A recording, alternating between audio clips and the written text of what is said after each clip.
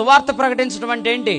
నీతి మాత్రమే చెప్పాలి, నీతి మాత్రమే చెప్పాలి. నీతి ఒక వ్యక్తిని నీతిమంతుడని చెప్తుంది, నీతి ఇంకో వ్యక్తిని పాపి అని కూడా చెప్తుంది. నీతి ఒక వ్యక్తిని నీతిమంతుడని ఏం చెప్తుంది? ఎలా చెప్తుంది? నువ్వు యేసు ప్రభువుని నమ్మావు కాబట్టి నీతిమంతుడు అని చెప్తుంది. నీతి ఇంకొక వ్యక్తిని పాపి అని ఎందుకు చెప్తుంది? నువ్వు ఇంకా నీతిమంతుడు కాదు కాబట్టి అని చెప్తుంది. Only we're preaching the righteousness of God. This is the gospel. రోమా 1:16 సువార్తను గూర్చి నేను సిగ్గుపడువాడను కాను, ఎలయనగా నమ్ము ప్రతివానికి, మొదట యూదునికి తర్వాత గ్రీసు దేశస్థునికి, అది రక్షణ కలుగుచేటకు దేవుని శక్తి. ఎందుకని నా నీతిమంతుడు విశ్వాస మూలముగా జీవించునని వ్రాయబడినది నెరవేరునట్లు దేవుని నీతి దాని యందు బయలుపరచబడుతుంది. సువార్త అంటే ఏంటంటే దానిలో దేవుని నీతే బయలుపరచబడుతుంది. మీరు అంటే లేచిన కాడి నుంచి నీతే చెప్తున్నారు కానీ పాపం చెప్పరు ఏంటంటే, అంటే నీతి చెప్తే నీతి పాపం అంటే ఏంటో చెప్తుంది.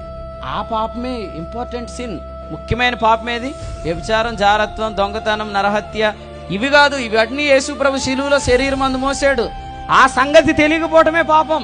ఆ సువార్తను నమ్మకపోవటమే పాపం. ఆ కుమారును అంగీకరించకపోవటమే పాపం. ఆ పాపాన్ని గూర్చి ఆరోపించేది నీతే. ఆ నీతిని ఆరోపించేవాడు పరిశుద్ధాత్ముడే.